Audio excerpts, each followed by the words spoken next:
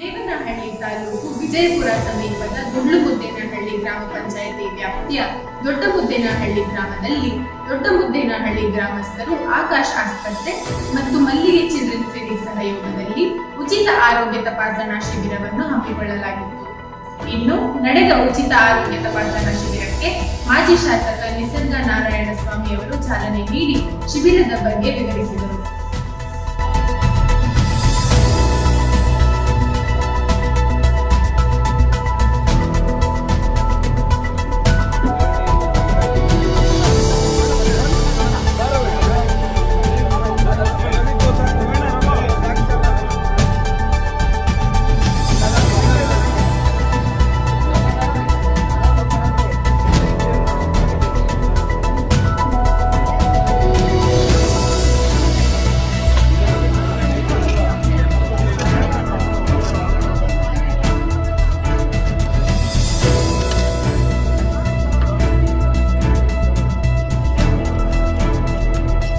ಗ್ರಾಮದಲ್ಲಿ ನಮ್ಮ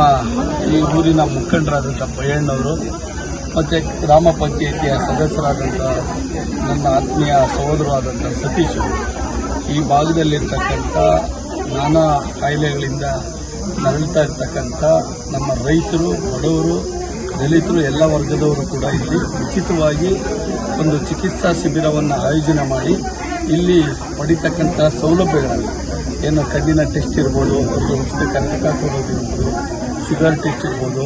ಸರ್ಕಾರದಿಂದ ಏನೇನು ಸೌಲಭ್ಯಗಳು ಸಿಗುತ್ತೋ ಅದನ್ನು ಇವರು ಒಂದು ಟ್ರಸ್ಟನ್ನು ಮುಖಾಂತರ